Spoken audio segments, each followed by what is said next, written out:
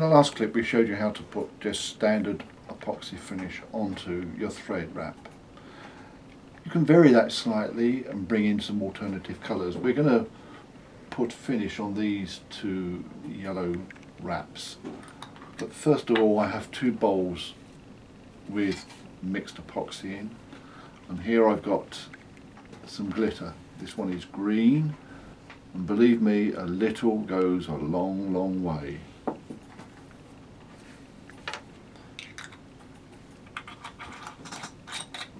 And then the other one, I'm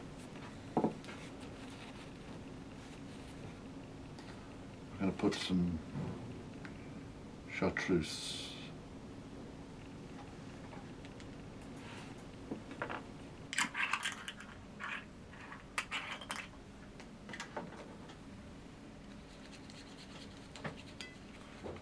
Mix it into your epoxy.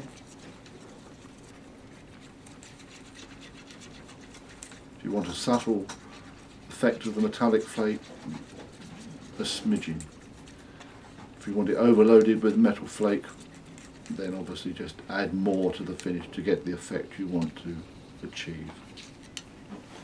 You will probably notice that throughout these video clips I get through a large volume of paper towels, constantly cleaning and changing what I use. And here we have the chartreuse in the finish.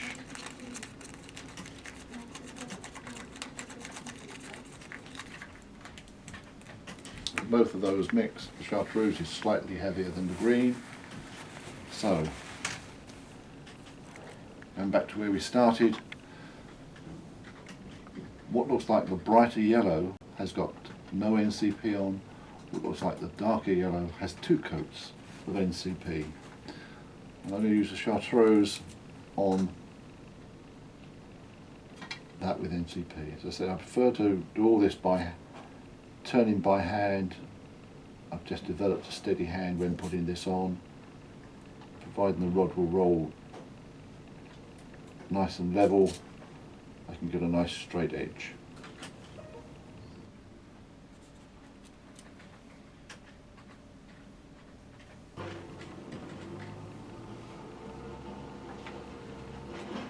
And making sure there's finish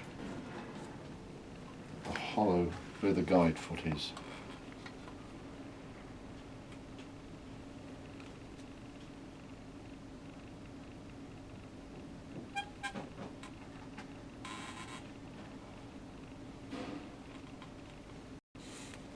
Clean brush for the green. You don't want to cross-contaminate the colours.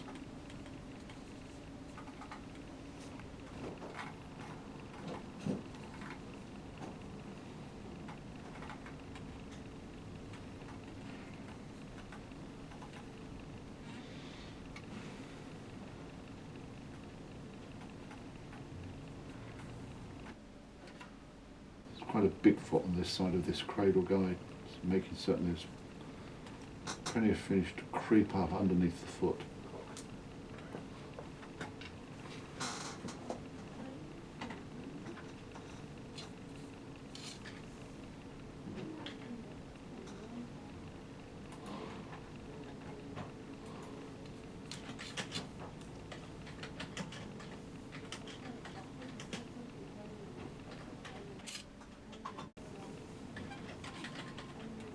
Slowly the finish is soaking into this untreated nylon. The air is being pushed out.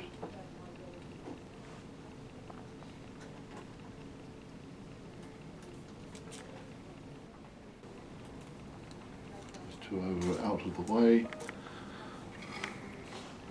Open the jaws of the dryer.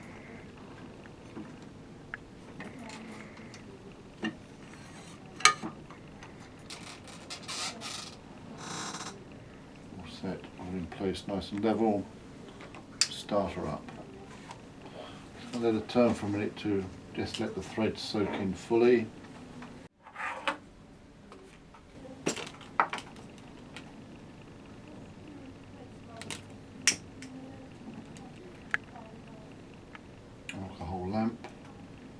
gently underneath. You're just warming the epoxy finish so that it will run in between the threads and soak in. The excess will drop off and the air bubbles will dissipate out of the finish.